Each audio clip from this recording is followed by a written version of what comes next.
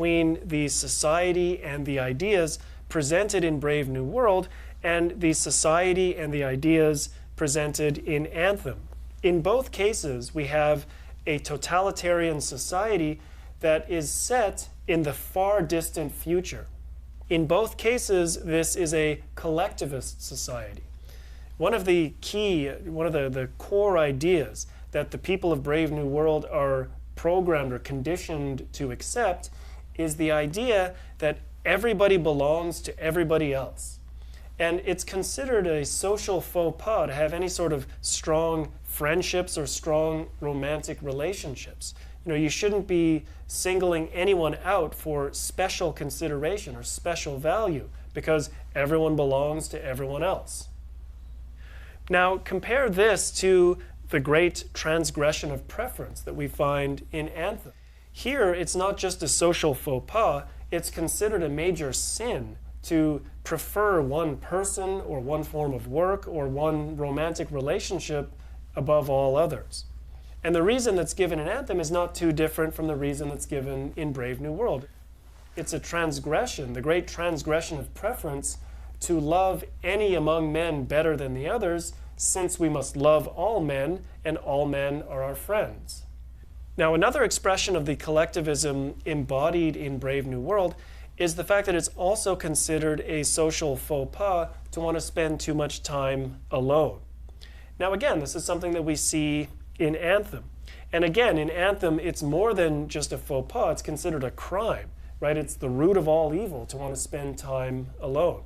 So clearly, neither state, the state in Brave New World or the state in Anthem, neither state wants their citizens spending time in solitude, thinking for themselves.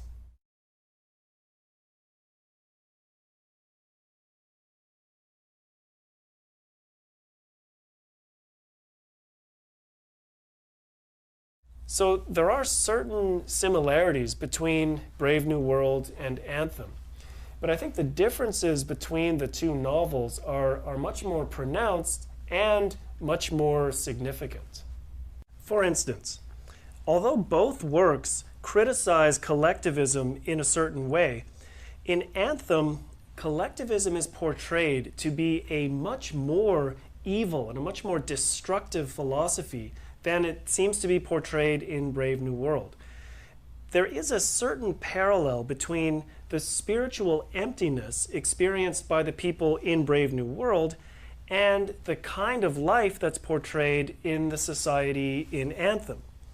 In both cases, the society's deeply ingrained collectivism has robbed people of their I and eliminated a strong view, any sort of strongly developed individual self. In Anthem, though, this lack of ego is portrayed as being much more all-encompassing and much more destructive. In Brave New World, the spiritual emptiness of the citizens is not sort of beaten into them. It's brought about through their conditioning from birth and through their constant indulgence in mindless, state-sanctioned pleasures. Whereas in Anthem, the people are portrayed as having had any meaningful values and any incipient individualism just completely crushed out of them. Remember how equality describes his brothers. The heads of our brothers are bowed. The eyes of our brothers are dull, and never do they look one another in the eye. The shoulders of our brothers are hunched, and their muscles are drawn as if their bodies were shrinking and wish to shrink out of sight. In Brave New World, collectivism is portrayed as a dehumanizing philosophy. In Anthem, it's portrayed as a destructive and murderous philosophy.